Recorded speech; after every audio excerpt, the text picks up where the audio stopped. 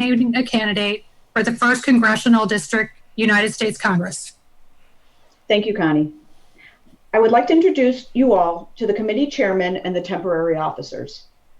Congressional Temporary Secretary Connie Irwin, Congressional Rules Chairman Paul Smith, Congressional Permanent Organization Chairman Mike Vieira, and Congressional Credentials Committee Chairman Mary Baker.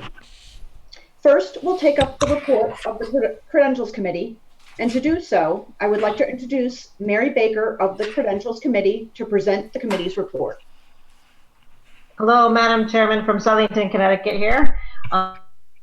Committee of me, John Tansky, and Sarah Muska reviewed the delegate listing who registered. There are 164 delegates present and 9 duly appointed alternates, bringing the total number of delegates at the convention to 173. Madam Chairman, I move adoption of the temporary roll.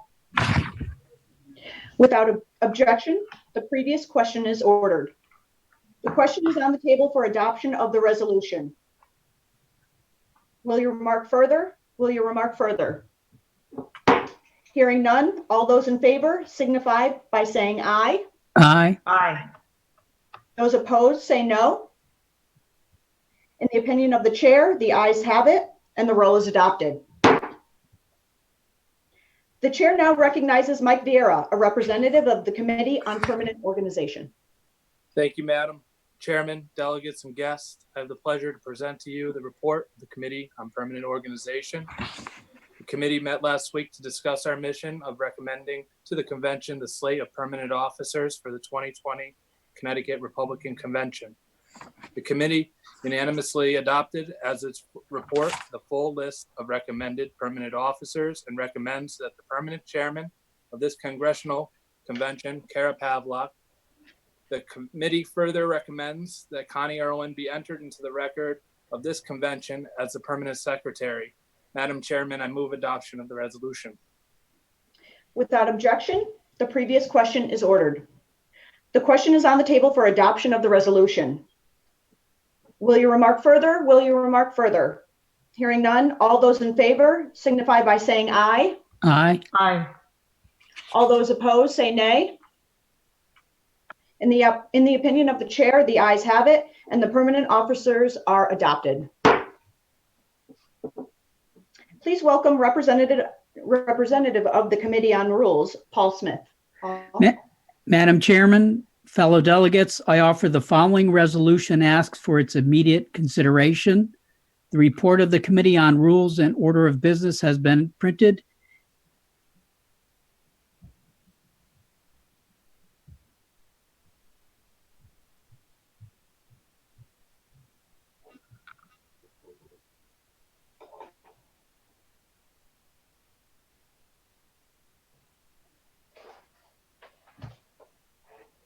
I'm sorry, I move for the adoption of the resolution. Without objection, the previous question is ordered. The question is on the table for adoption of the resolution. Will you remark further? Will you remark further? Hearing none, all those in favor signify by saying aye. Aye. Aye. Those opposed say nay. In the opinion of the chair, the ayes have it, and the rules are adopted.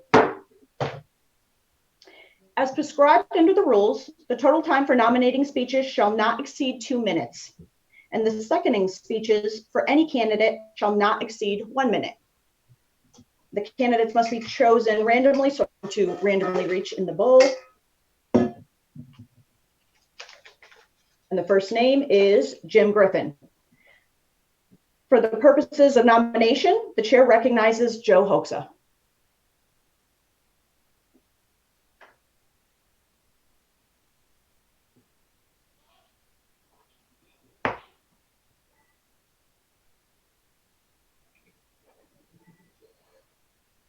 Can you hear me?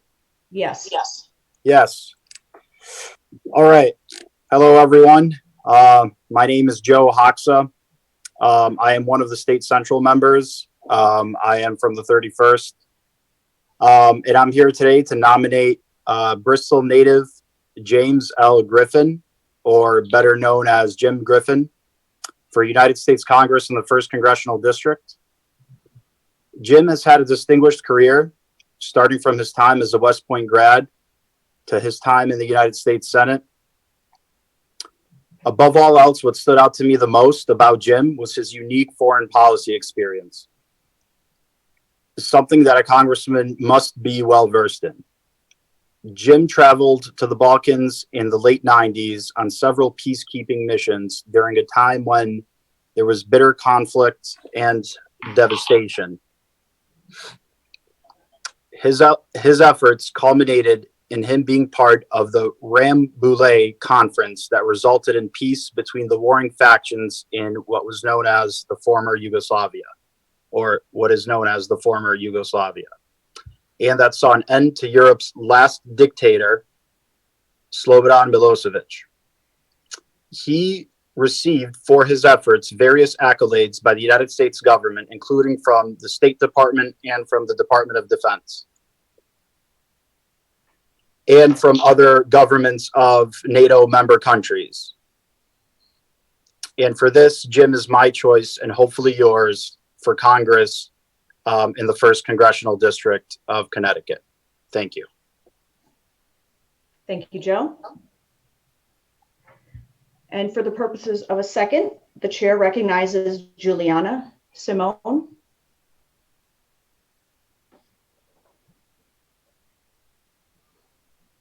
Juliana, if you want to do the second in nomination, you don't have to, but you have that opportunity to do that now.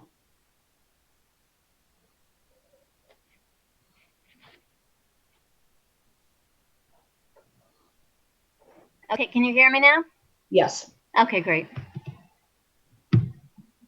In the 16 years I've been a member of the Barkhamsted Republican Town Committee, we've seen a lot of first congressional candidates come and go every 2 years trying to take out the incumbent, John Larson.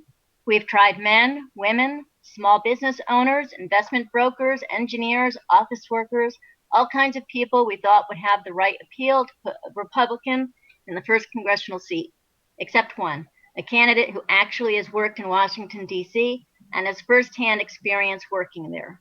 It's one thing to want to work there, it's another to actually have worked there.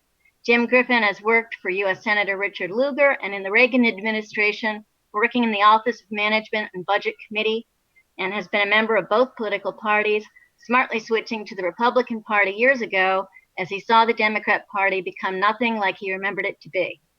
Born and raised in Bristol, an Eagle Scout, a graduate of West Point, a lieutenant colonel who served active duty for 7 years, and then a member of the National Guard, he went on to earn a master's degree from Georgetown and took some extra courses in economics at Johns Hopkins.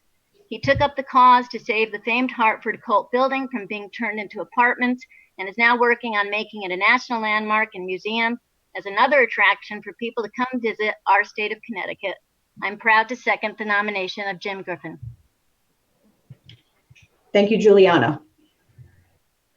And now the second candidate, Mary Fay.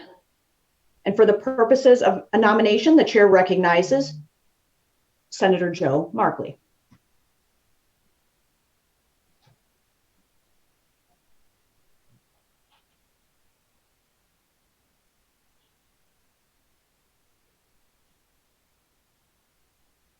Thank you, Kara.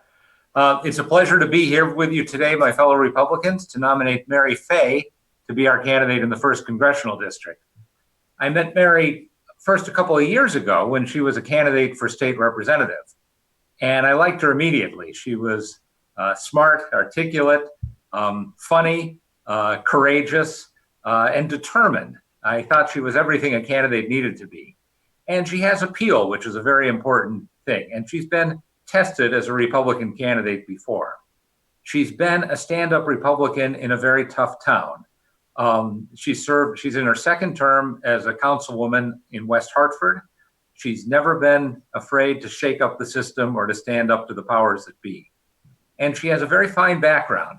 Mary was raised in East Hartford. She went to Skidmore College, and she has decades of experience as a corporate executive, especially in the financial services industry. She knows the challenges that are involved in running in the 1st Congressional District, and she will give the voters of our district a very clear choice between herself and the incumbent, between the philosophy of our party and the philosophy of the Democratic Party. She will advocate forcefully and articulately for our platform and for our principles, and she will work well on behalf of our candidates. She's somebody that we can be proud to support. And I ask you to join me now in casting your vote for Mary Fay for the Republican nomination for Congress in the 1st District. Thank you. Thank you, Senator. For the purposes of a second, the chair recognizes Mark Merritt.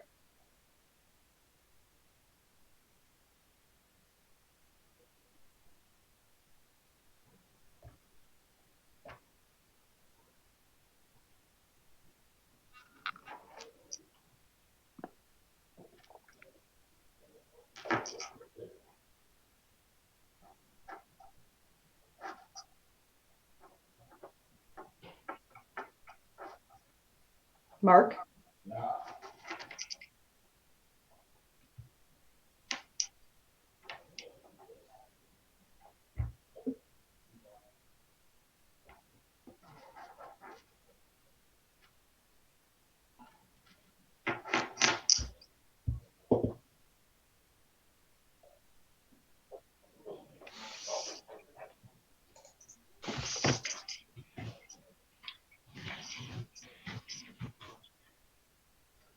We're having some technical difficulties with Mark. If you can hold on just a second, everyone.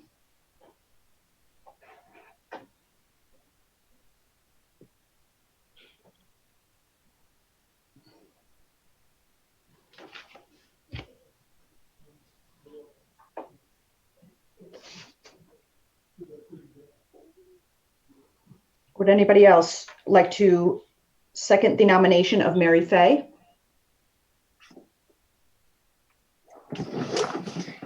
There's Mark.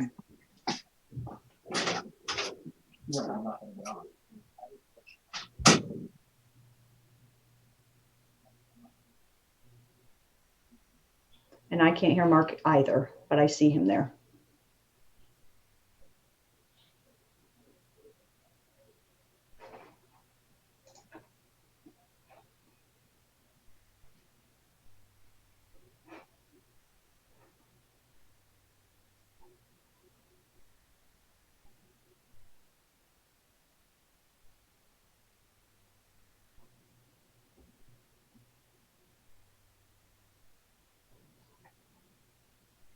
Okay,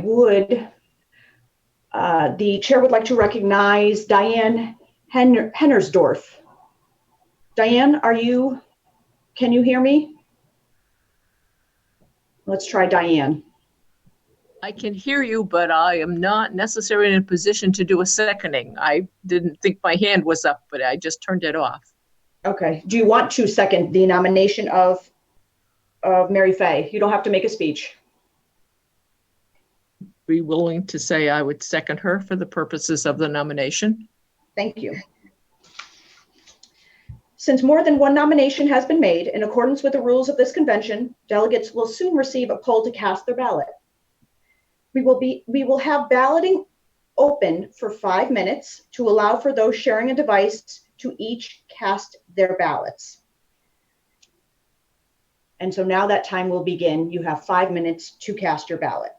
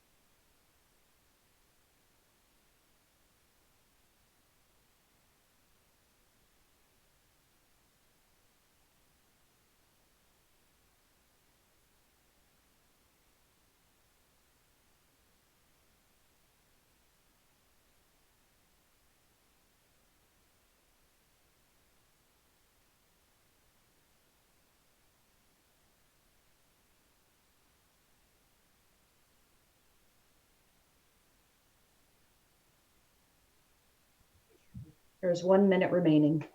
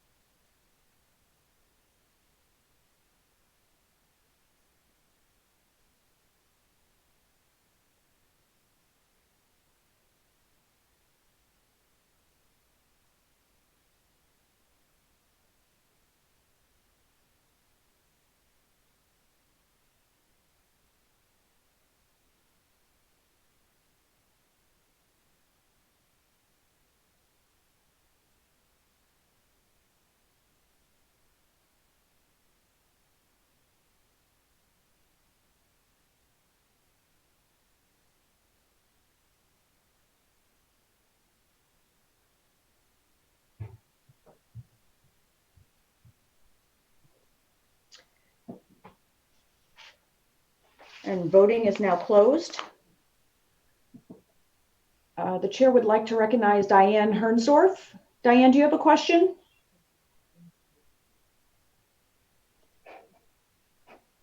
You may have done that by accident.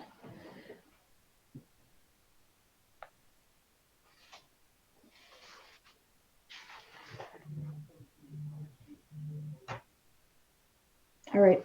The chair will entertain a motion to close balloting. Do I have a second? Second. Thank you. The question is on closing the nominations for United States Congress. Will you remark further? Will you remark further? Hearing none, all those in favor, please signify by saying aye. Aye. Aye. Those opposed by saying no. In the opinion of the chair, the ayes have it. The ballot is now closed. The convention will stand at ease while the tally is calculated.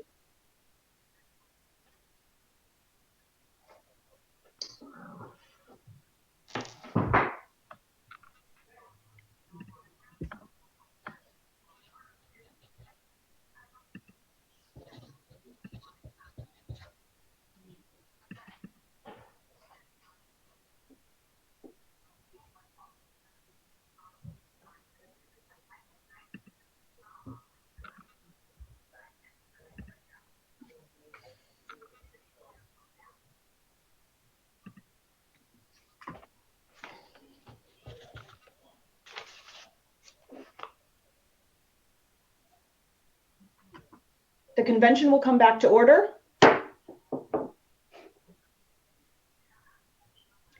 And the vote tally is in, and Mary Fay has received the majority of votes and is the Republican Party's endorsed candidate for the office of United States Congress. Mary, would you like to say anything?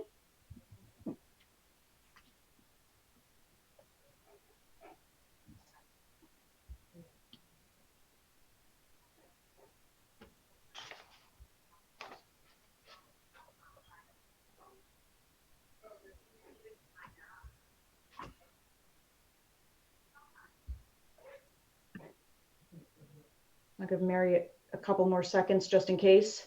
Mary Fay.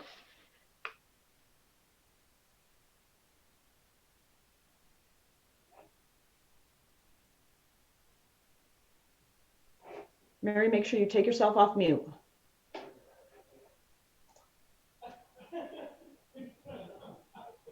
Can you hear me?